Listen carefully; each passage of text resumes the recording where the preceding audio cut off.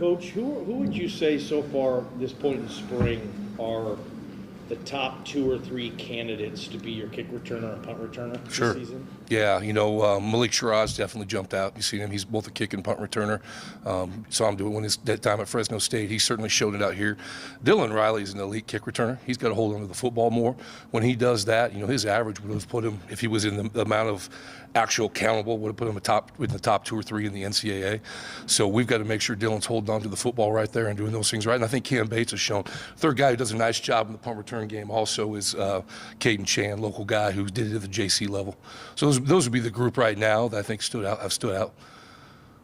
We've heard a lot about Malik as a running back. What makes him special as a returner? Yeah, he's got great lateral movement and the ability to hit the burst, so he's got a little bit of both those, which adds to him. He can do it both punt and kick return. There's a lot of guys that can do one or the other, but Malik's got the ability to do both. Was that one of the big, I know running back depth obviously is important, but was his ability in the return game one of the biggest reasons you guys won him? He was huge. That was a huge part of it, certainly for me too, on that end. But he brings that versatility as a running back and certainly from the return game. Who would you say overall so far this spring, Coach, has been your best special teams player? Yeah, I think, Buck's been one that stands out in everything that he does over and over, which is not a surprise. He does the same thing at safety. But 2 guys that have consistently put in good work are Dylan Riley and Cam Bates on the offensive side. Bowen Phelps, Clay Martineau, you're seeing that a lot on the defensive side. Cole Miller's flashed amount. So there's been good competition. We spent a little bit more time in the spring on fundamentals and techniques. Get a little bit of scheme. We did a little bit of scheme in the scrimmage, but I would say in those realms. Jake Ripp is another guy that is consistent with what you're seeing from a special team standpoint.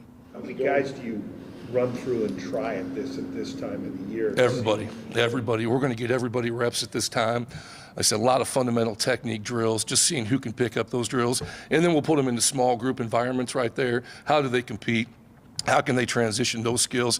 And then we'll get a handful of times where we actually open it up. I had 2 live. I say live, we tagged on from the returners, kickoff, kick returns. On Saturday, had a handful of those from punt return. Life without Jonah Delmas? Yeah, so it's been different. It's been a while. He's been here for a minute. So got 2 guys working it hard right now with Jarrett Reeser and Evan Keeley. Roland's has some leg injury stuff, so he's been limited as we're going through spring. Jarrett had a really good day on Saturday from a field goal standpoint and solid from kickoff. So hopefully we get healthy as we finish up these last few weeks, but the competition's been good. I know he won't be in here until summer, but Colton Boomer, what do you like about him? Yeah, Colton's a guy who's done it on the blue. I think that starts right there. The game-winning field goal on the blue. He's a mature guy who's played a lot of football, and he can be a kickoff and field goal guy also. Is that a nervous feeling, or what's it like at a position like kicker when you've had this steady known commodity for so many years to now kind of not know what you have? Yeah, certainly. That's college football. Done in enough places where that's part of it. Guys are gonna leave and turn over. It's nice when you had a guy like Jonah for a long time, but that's the world we live in. So excited to see how these guys compete and step up in game day situations. How disappointing, or what was your thought process when you found out Andrew was transferring? Yeah, it's always tough. I appreciate everything Andrew did for this program. It's a climate of college football right now, but it's always tough when you lose guys. You don't want to lose players. How do you make up for his loss? It's a lot like an injury in a lot of ways. It's the next man up. Jake Ripp's moved in there the last week, played some linebacker for us. I think, again, both Clay and Bowen have done a really nice job stepping up, so it'll be a chance to continue to see how those guys progress the last couple of weeks here of spring. The defensive style, last year you guys only had one of those 2 really out there with him and Marco most of the time, because he played so much dime. Was the plan to maybe try to get both them out there together more? Now do you go back to maybe just with Marco more of that kind of scheme, or how do you kind of look at how his loss changes things defensively? Yeah, so I think you got to look at overall who are your top 13 to 15, and I think in spring you're really trying to identify that. How is this thing blows up? How do we get our top 13 to 15 on the field? The nice thing with what we have structurally defensively, have the ability to move some parts around. So that's part of the process we're going through right now, is defining those guys and how those schemes will fit our personnel the best, because it's a player's game. Players make plays. Jake Ripp, back to linebacker edge wherever he is right now, like his role possibly, now with the Simpson departure, is he right there in the mix or going to play next to Marco, you would see? Yeah, I could see him being in the mix. I think whether Jake's at edge or Jake's at linebacker, Jake's going to be in the mix and he's going to play football. And, similar, last year when we were playing a little bit more dime package with it, I looked at both Marco and Drew as starters. Jake Ripp, whether he's playing in the linebacker room at the end of this thing or he's playing in the edge room, is going to play a lot of football for us. Can well does- somebody play both during the season, or is that hard? Yeah, I think it's hard, but I think now that Jake's been through it before, I think he's a little bit more veteran on that. I think at times last year was hard for him when you're bouncing the guy around. I think he's got those reps doing both now, so I think he's in a better spot to do that. But, at the end of this thing, we'll get it figured out. We'll get it sorted out. And like I said, find our best 13, 14, 15. How do we get those guys on the field? A lot of that time is packaging them up. Your third down packages may change. How you're structuring Jake in there with some of the different fronts we can run, you'll change those, whether he's playing edge or whether he's playing linebacker. How well does he just roll with whatever changes you need? That's have just him how do? he's wired, man. I know, like a couple weeks ago, he was Yeah. telling us he's really excited to, rush the passer every play, and now he's, back in this linebacker position. That's just who Jake is. He's going to do whatever you ask him to do, and he does it at a high level. Credit to him. Obviously been coaching a long time. What do you make of just the current climate where the transfer portal doesn't even open for 2 more weeks, and you've got 2 starters who are now in there already because of we all can draw conclusions to that. I mean, Sure. just what do you make as a guy that's been around this game a long time, or where things are at? Well, it's changed a lot. I think this is my 27th year doing it, and it's changed a lot, but you got to stay on top of where it has. It's no different than, my background was in education, was going to be a teacher, going into it. It changes, and you got to change with the times. You can like it, not like it. Quite frankly, it doesn't really matter what I think. It's a matter of how can we adjust and adapt to the culture and environment we're in. I think it all started for us in COVID a few years ago, right? You want to talk about the last 5 years of college football, it's been absolutely crazy. The one thing you learn is how do I find a way to try to stay ahead of the curve? How do we try to adapt? How do we try to overcome to put the best product on the field? What do you see from JFR this spring? Yeah, so JFR, we've been working on a handful of different things. Working on, for him, distance has never been an issue. Working on trying to get some more hang on some stuff. He does a great job in situational punting. I think he was 5 for 5 the other day in our sky punt, pin punt drill. So we're going to continue to work off of that. I know he had a lot of hype coming in last year, and I don't want to say it was a disappointing season, but the numbers were definitely down a little bit. Is he kind of itching to get back to where he was 2 years ago? Yeah, I think special teams numbers, there's certainly they're a stat that you can look at, but I think there's a lot more behind it. You can punt for a lot of yards, but if you don't have the hang to go with it, sometimes that changes things. Also, you can punt for less yards and more. Direction, angle of the punt, where we're putting it, all those things are a factor into it. So certainly we want him. The biggest thing we need to do is improve our net punt. When you give up a big return, that's going to be a problem. So you got to eliminate the big returns and make sure our net punt, which is the stat that matters most to this football team, is where we need it to be.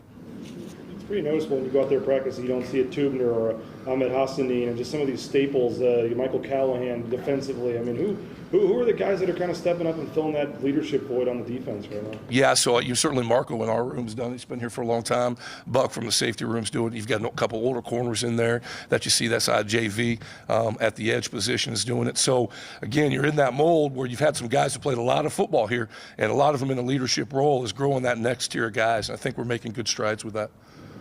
You said like if you could find a kid that can kick the ball out of the end zone 95% of the time, I mean, you're going to just scully that kid up. Is that still the philosophy of what you want to do on kickoffs, and where are you guys there to get that touchback percentage where you want it this year? Yeah, 100%. That's why we scholarship.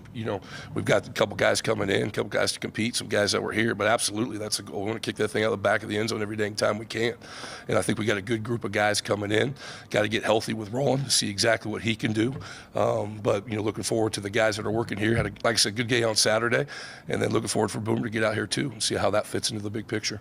We talked to you after maybe before the bowl game or something, just kind of about last season and big picture. But I mean, when you guys kind of self-scouted and went back, I mean, what did stand out to you, I guess, in terms of the most disappointing or the areas that you really are focused on this year? Well, it's tackling and leverage in space. When you talk about the two units, the kickoff and the punt units, those you got to be able to put people down in space. And there's multiple factors that go into it. It starts with the kicker, the punt, the direction, the hang, and all of those phases. It's certainly you got to have the protection phase with it also when you're talking punt, but it's a coverage and finish phase. We've got to be better in that area. You cannot give up explosive plays in that part of the game. We want to be 90% when we're in our pin punt situations, putting the ball inside the 10. We were about 70, so you're talking some major field position areas that we need to clean up there. When you watch the return game, you look at the kick return game, there's some things out there that are really good. But then when you put the ball on the ground, I don't care what you're doing, that's a problem. We've got to get that cleaned up. And we got to be more explosive in the punt return game. I think you know, sometimes that's another stat at times too. You certainly want to have, but you got to catch everything. It starts with that. There's as much said of catching than letting the ball roll 20 yards, right? There's the hidden yardage. So you got to make sure you're catching everything, not going out. But we want to get that first down. I mean, we want to average getting that first down for our offense right there. So those are all areas, and we got to be higher field goal percentage. You know, we want to be up in that 85% off of that. You know, and we were not that last year. So all those areas are areas that we've looked to improve. You guys giving special teams any more practice time this spring than in the past? Yeah, we're working a little bit more time with it. You know, so that's been a positive. It's a little bit more time. But to me, there's also, I think there's a maturity within this room for guys that have played, you know, got here, and there's no substitute from playing football. You know, I use guys like a Bowen Phelps and, you know, Clay Martin. I use those names, but you can see them already playing better football now that they've been through here in the special teams phase. You know, Spencer Danielson, you said 27 years you worked for a lot of guys. Like, what's sticking out, Coach, about as Danielson continues to get his feet wet with this head coach? I mean, it's hard to believe this is only going into, what, year 2 Sure. full time. Like, what sticks out? Well, he number one, he's a natural leader, okay? And what you see is what you get. And sometimes in college football, that's not the case. But, you know, he's stuck with what he's going to do with these guys and hasn't changed. What I mean by that is sometimes guys, you know them, they get a head job, and you're like, man, this is a different person than I worked with when he was a DC. That's not him. He has true love for each of these players and this staff in here. That filters through the program. And for him to hold to that, I think that's hard in a world where it's easy to change, it's easy to flop. Seen Frank Miley come in and what he's brought to the table here with the defensive line? Yeah, me and Frank got a long history together. So what you're going to get from Frank is a first-class person, number one, an elite teacher, and just a great person to have in this program. I know it sounds like maybe it hasn't happened a ton yet, but it'll hopefully allow maybe some periods where you know, Eric can go with a DB drill or maybe move around, or maybe in a meeting he doesn't have to go in there as much. How do you think having the experience of a guy like Frank as an assistant D-line coach, so to speak, is going to help with Eric and his duties? I think you're right on. It gives Jens a chance to float around a little bit, get his hand in each phase, linebackers, defensive backs, the front, and then, you know, the guys that know Frank know what kind of teacher and coach he is. So it's just, he's an unbelievable asset to have here. Anything else?